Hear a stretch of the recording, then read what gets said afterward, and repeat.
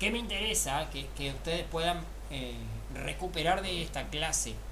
Bien, que la construcción de las identidades o la emergencia de las identidades o la invención de las identidades en todas las situaciones, las identidades, ¿sí? Como tales, como variable, como categoría de análisis, es pensar que las sociedades pueden, ¿sí? Eh, elaborar, para no usar estas identidades, digo, se elaboran, se organizan, se pergeñan en las sociedades de diferentes modos. Las sociedades generan sus propias identidades. No estamos hablando de ideología, aclaro, porque por lo general a veces uno confunde la ideología de un Estado, la ideología de una nación, la ideología de un gobierno, de un modo de producción, de un país, de todo lo que se les ocurra, como si fuera una asociación con identidad, como un sinónimo.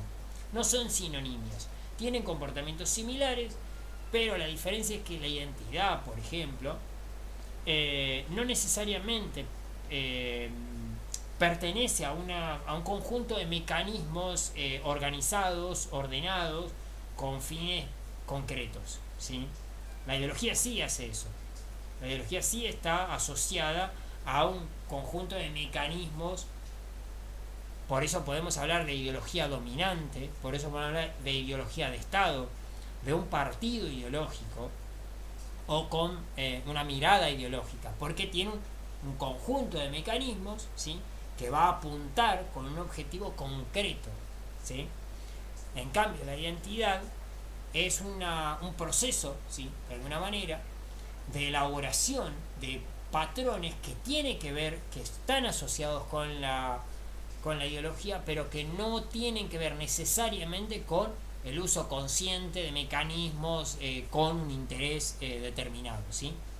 Es un proceso mucho más azaroso, o sea, más a la suerte, ¿sí? Más engorroso, más de avance y de retroceso. La ideología ya es mucho más direccionada, ya tiene un objetivo, ¿sí? La ideología es fruto, por ejemplo, de un gobierno, fruto de un Estado, de un órgano de poder. En la identidad es a veces un proceso completamente horizontal, ¿sí? Entonces yo puedo generar identidad en un club de fútbol durante todo un proceso hasta que esa identidad la capitaliza el club y la hace propia. Y cuando la hace propia, podemos hablar que está funcionando como ideología, ¿sí? Pero en principio es un proceso identitario a veces, porque a veces la ideología opta por no tomar una identidad en particular. Puede haber muchas identidades y la ideología solamente captura o utiliza una de ellas. Eso es lo que sucede con los nacionalismos. Si leen Naciones y Nacionalismos, el clásico libro de Hobsbawm, cuando muestra cómo la nación italiana construye su ideología o su identidad nacional, el nacionalismo, como un órgano, lo que él llama la identidad gubernamental, ¿no? O sea, como el gobierno dice, estos son los italianos. Yo no sé si ustedes tienen una imagen desdibujada o tienen una imagen más o menos certera, pero los italianos no son todos iguales, son bastante distintos entre ellos, pero mucho, mucho, muy mucho. Entonces esa diferencia que tiene al interior, ¿cómo las disipa el Estado? Construyendo un idioma italiano, para empezar, que lo elige y dice, este es el italiano. Y los calabreses no hablan ese italiano. Los calabreses hablan calabrés, que es un dialecto que es similar al resto del italiano, pero es un dialecto. Lo mismo le pasa a los sicilianos, ¿sí? El italiano de la tele, el de la RAI, se parece mucho más al romano, al que hablan los romanos. Entonces, la identidad tiene que ver con esto, con patrones identitarios que no son todavía parte de una ideología, o quizá nunca lo sean, y que cuando yo tengo un proceso de crisis hegemónica, como el que nosotros estamos tratando de abordar en esta primera unidad, o sea, crisis hegemónica porque el poder gubernamental, la estructura de dominación entra en crisis, implota, ¿sí? Y no tiene una manera de sostener una identidad, hay en el proceso donde partes de la ideología o de la superestructura se conservan, para usar un concepto marxista, me refiero a que todavía recurren a las juntas, que es parte de esa superestructura jurídico político legal, ¿sí? Eso es parte de que se está conservando una parte de la ideología. Todavía pienso en la filosofía hispánica, en el janseísmo, en los juristas, o sea, esto es lo que aprendimos en España. Hasta ahí viene bien. Y por otro lado, emergen identidades que, como la ideología dominante no las dejaba emerger, ahora tienen resultado. Por ejemplo, el rioplatense. Para el rey no hay rioplatenses, pero aparece el rioplatense como una identidad. Aparece la identidad del americano. El americano es gigantesco. Hay un objetivo en un momento del proceso revolucionario, que no lo podemos abordar exactamente, pero para que tengan una noción, hay un objetivo de hacer una sola América. O sea, España de este lado y América, un solo reino. ¿Cuál es el problema? Que las identidades emergentes van a ser tan fuertes que no van a permitir justamente la consolidación de esa identidad americana, que no desaparece, queda relegada. Digo, no desaparece. Si quieren la rebobinamos todas las veces que se les ocurra. Está implícita en los proyectos de Irigoyen, en el tren de Huitiquiña, en el primer intento que Irigoyen tiene con respecto a una creación de un mercado común en el Cono Sur. Llámenle después Mercosur. Sí, bueno. Pero básicamente Irigoyen es el primero que plantea eso. Cuando aparece Perón, con todo un proyecto también de unificar, de unir a Latinoamérica, con el Che Guevara. Está en San Martín. Y está en la foto histórica de Lula, Néstor, Evo Morales. Vuelvo a decir, Paraguay es uno de los casos más significativos. Porque, volviendo al texto de Guerra, o de Guerra, como se debe pronunciar, volviendo al texto de Guerra, yo tengo dos tipos de naciones. Los burgueses, cuando escribieron la historia, después de las revoluciones, construyeron, todas nuestras burguesías, construyeron un mito donde la nación nace después de la revolución. ¿Sí? Es más, la nación hace la revolución en el caso de Mitre, para que tengan una idea. Y como en caso de Mitre la revolución hace la nación hace la revolución, en realidad parece ser, y también está en Alperín de alguna manera, no está directamente, pero está más o menos, es inexorable la victoria. Porque ya nacimos, o sea, estábamos, antes de nacer ya estábamos destinados. ¿Sí? Esa predestinación a ser un país libre, que está en Mitre y que también está en Alperín, hace que uno termine pensando que en realidad no hay huevo gallina. ¿Sí? Ya está resuelto. Para que entendamos cuál es el problema de esta construcción de identidad. Sin embargo, no fue así. Entonces yo me encuentro con que Buenos Aires intenta conservar todos los territorios que le corresponden como virreinato del Río de la Plata. Eso es el Alto Perú, eso es la Banda Oriental y eso es Paraguay. En términos históricos, Paraguay es el fundador de Buenos Aires. ¿Sí? En términos históricos, no es una cuestión a debatir.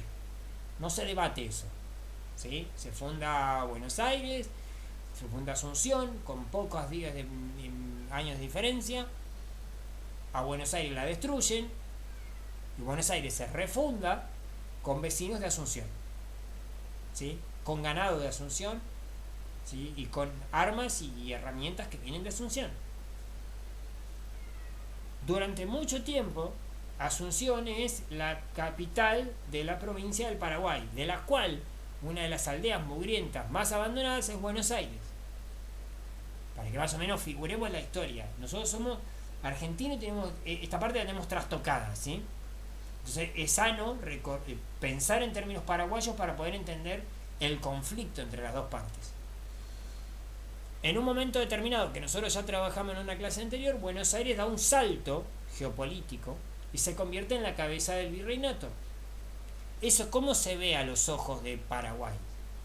¿Sí? Básicamente que el hijo le acaba de morder la mano al padre. ¿Sí?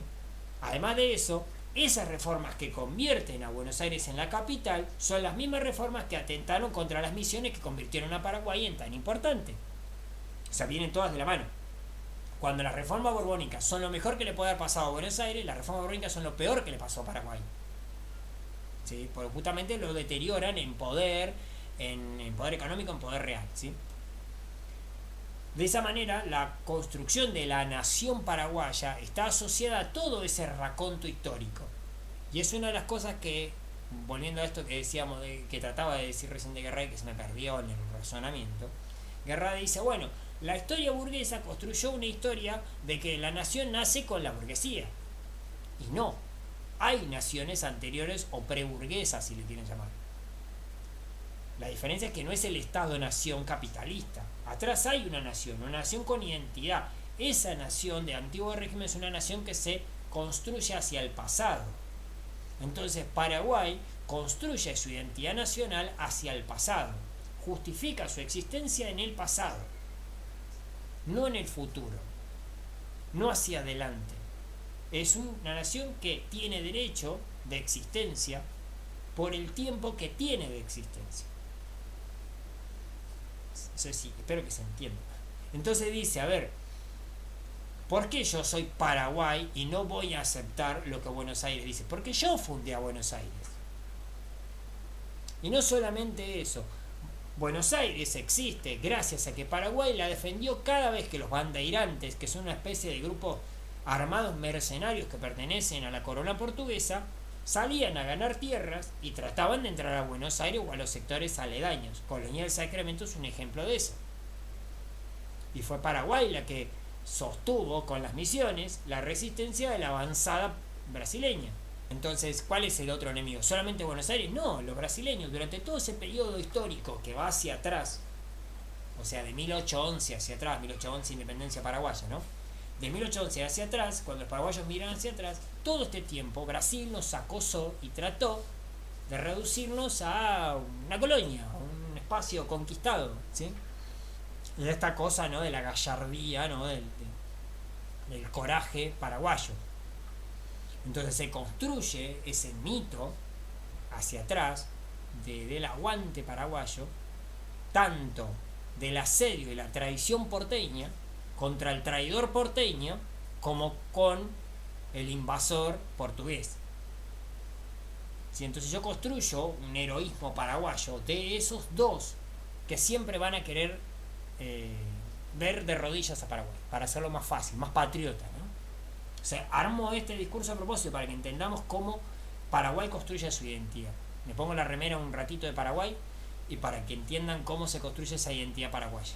Entonces, cuando yo miro ese escenario, siempre hay alguien que quiere perjudicar a Paraguay. Fíjense qué interesante, porque la ideología argentina es que los argentinos somos un desastre, somos impresentables y no merecemos... Argentina no merece los argentinos que tiene. Deberíamos ir todo y entregar este país a cualquiera, porque somos impresentables. En cambio, la ideología paraguaya es exactamente al revés. No hay nada mejor que le pueda haber pasado a Paraguay que tener a los paraguayos por ciudadanos. Es la construcción de una identidad completamente distinta. Es una construcción de la identidad hacia adentro. ¿Por qué habla de una construcción y no de una invención, como habla Herrera? Porque en El Salvador, cuando lo veamos, esa identidad no está, hay que inventarla, hay que sacarla de donde no está y hay que crear cosas que no estaban ahí. Es lo que hace El Salvador con respecto a Nicaragua, no tiene semejante enfrentamiento y lo inventa, ¿sí? Inventa ahí una identidad salvadoreña, hace lo que hizo Paraguay, pero que Paraguay lo justifica en el pasado. Como lo justifica en el pasado es lo que en Guerra llamamos nación antigua, ¿sí? Es la nación que se mira hacia el pasado y se presenta desde el pasado.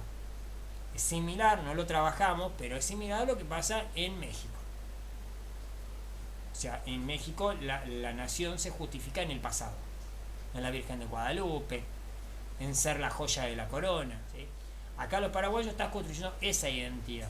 Y por eso justamente es muy interesante cuando uno ve lo que Rodríguez de Francia hace en ese momento, y hace una síntesis muy interesante, que es la síntesis que hace Castelli en el Cabildo. Es, si el rey no puede controlar, ¿sí?, su propio territorio, si no puede cuidar su corona, ¿cómo va a venir a cuidar el territorio paraguayo?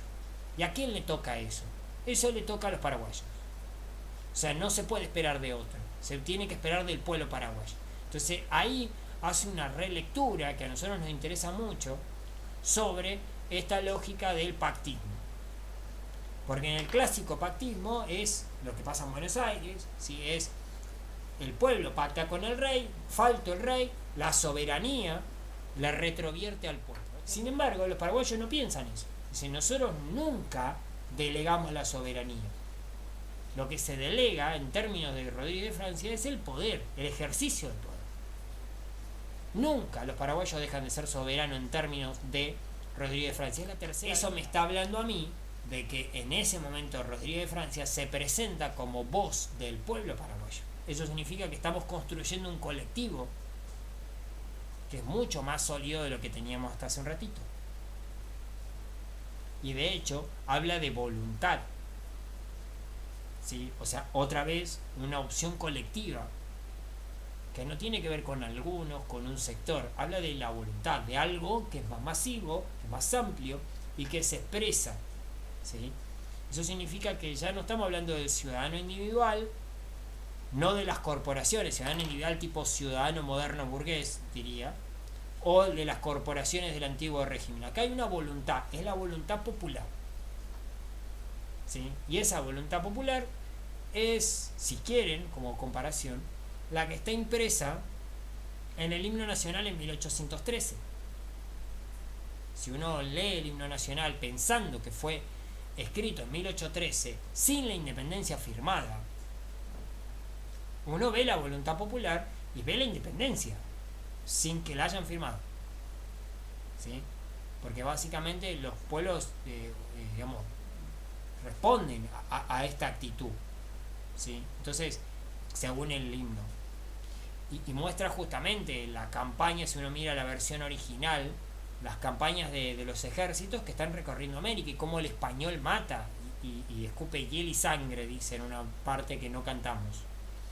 De esa manera a mí me está hablando de un himno nacional escrito en 1813, pero que está mirando otra vez el contexto latinoamericano. Paraguay no ve el contexto latinoamericano. Paraguay ya tiene una voluntad local, identitaria, que es paraguaya. Por eso la independencia es mucho más inmediata. Entonces está rompiendo muy rápido, porque muy rápidamente pudo resolver la identidad local. Y una de las fortalezas de su identidad local es que, a diferencia de muchos de los demás, de todos los otros espacios que vamos a tratar de analizar, no es la élite la que juega la carta, sino que es la voluntad popular. Dice, en el discurso que pronuncia Francia, sostiene que el pueblo jamás transfiere la soberanía y que por consiguiente solo delega su ejercicio. Se hace dificultoso discernir la fuente intelectual, o sea, de dónde lo sacó, de esta concepción política, dado que su inspiración puede provenir de las teorías pactistas de Francisco Suárez, que es un profesor catedrático de la Universidad de Córdoba, de la filosofía política del siglo XVIII, en particular del contrato social de Rousseau, y este pensador afirma que los hombres nacen libres, pero que en todas partes se encuentran encadenados, deben establecer un nuevo contrato social que los acerque al estado natural. Es un pacto de la comunidad con el individuo y del individuo con la comunidad, desde el que se genera la voluntad general, que es distinta a la suma de las voluntades individuales y que se constituye en fundamento de todo poder político. La soberanía emana de la voluntad general y siendo indivisible e inalienable. O sea, esa es la propuesta desde la donde aparentemente está Rodríguez de Francia planteando ese pactismo, rompiendo con ese pactismo. Que es súper interesante, porque muestra el nivel de modernismo, por decirlo de una manera, no sé si existe... si es comparable a esto, pero es muy actualizado, más fácil. Es muy actualizado su lectura. No está partiendo de los janseístas o de los viejos intelectuales de la escolástica española.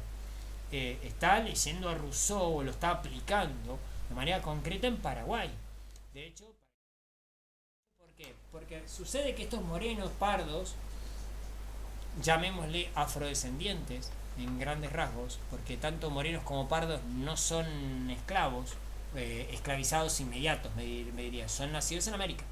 Estos sujetos tienen una particularidad en América, acceden a cosas que en el continente europeo no accederían, por ejemplo a ser artesanos.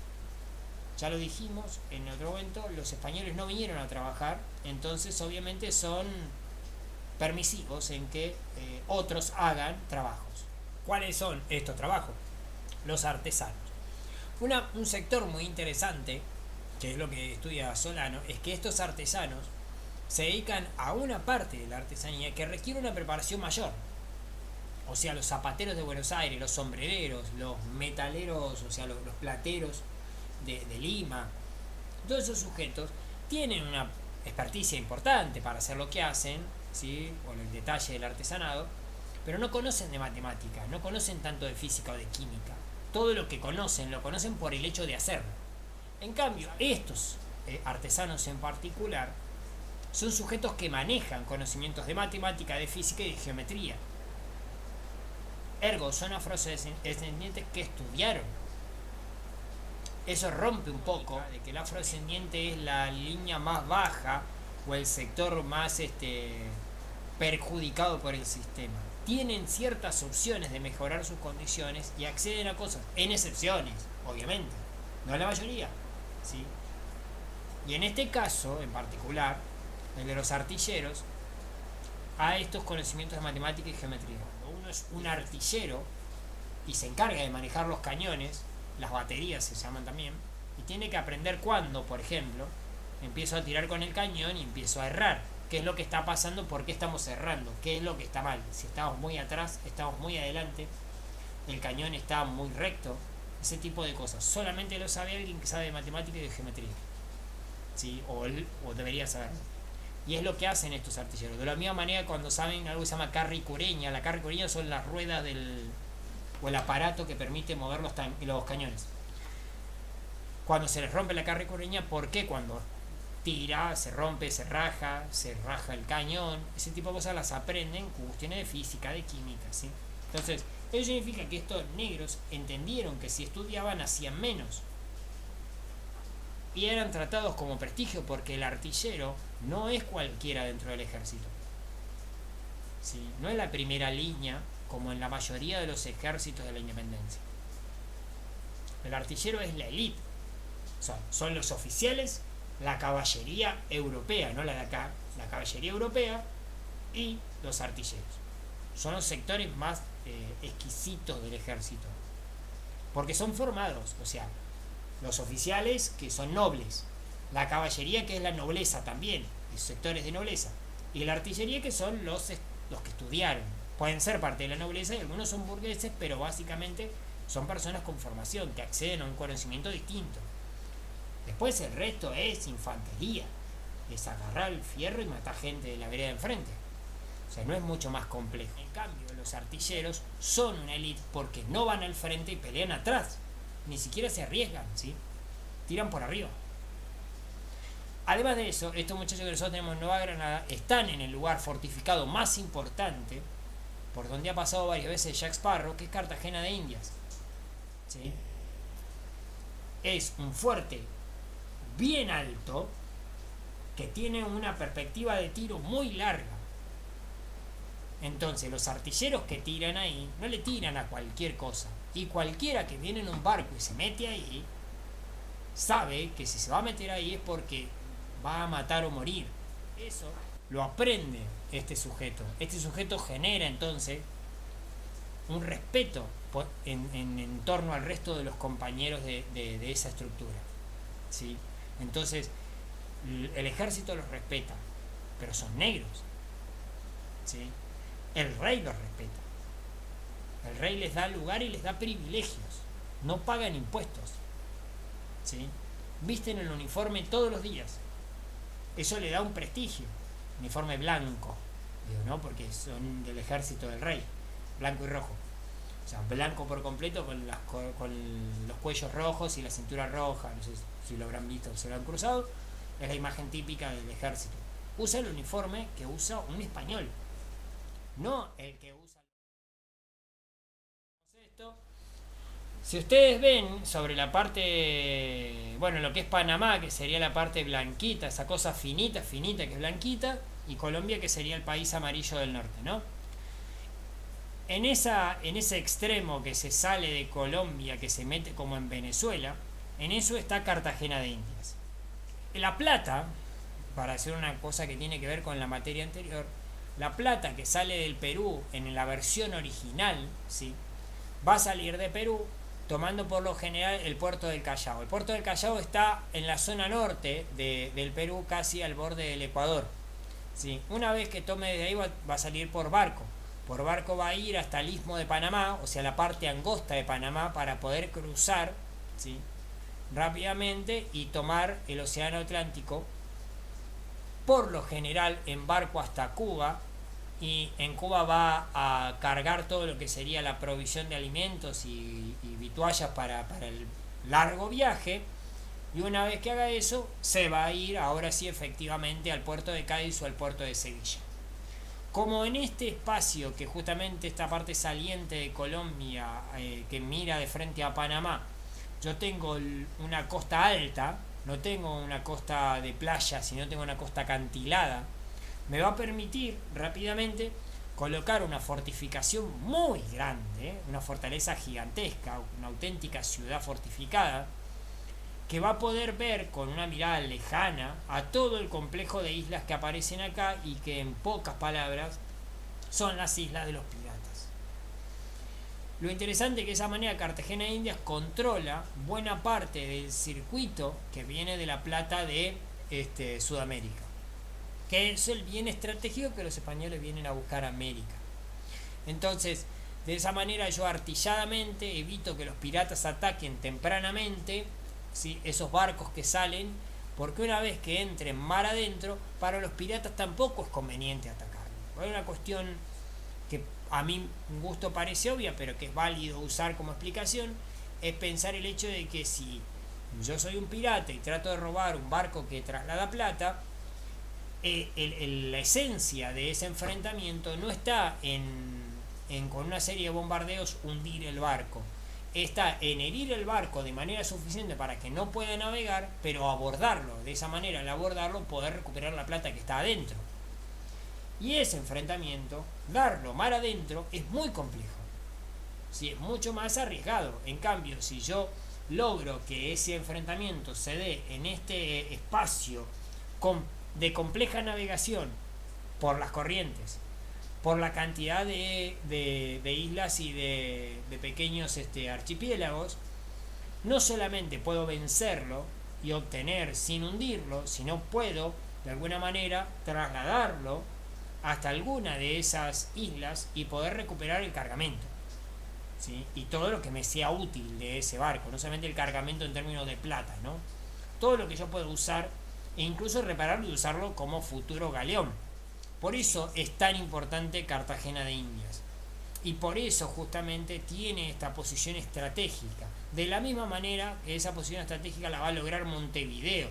Montevideo no está ahí para controlar Uruguay, está ahí para evitar los ataques que se puedan dar sobre Buenos Aires, porque Montevideo es puerto natural, es una ciudad fortificada, va a evitar que Brasil penetre la zona y que cualquiera de los otros ingrese de alguna manera. Porque están ubicados ahí han logrado ubicarse ahí los ingleses, justamente tratando de coartar la salida por ese lugar, ¿sí? Hay que, en pocas palabras, primerear la salida de los españoles.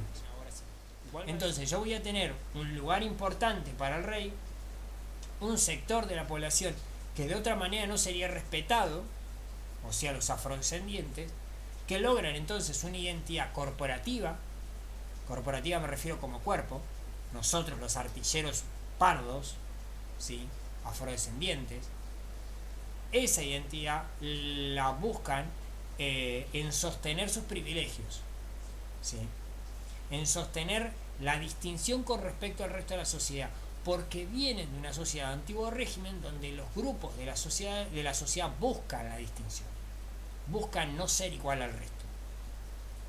Porque lo que me hace gente decente, por ejemplo, es no ser o verme distinto o sentarme en un lugar distinto, por ejemplo, en la iglesia. Entonces, ¿por qué me interesa poder entender esta identidad construida en este proceso? El proceso de guerra les da mucha más identidad porque se convierten en sujetos súper importantes en ese contexto de guerra, obtienen todos los beneficios que buscan en ese contexto, y cuando estalle efectivamente la revolución, y la revolución los venga a buscar porque sabe que son sujetos estratégicos, no van a estar de acuerdo con muchas cosas de la revolución. ¿Por qué? Porque la revolución les viene a ofrecer ser iguales que el resto. Y ellos no, digamos, su esencia no está en ser iguales al resto. Su esencia está en ser distintos.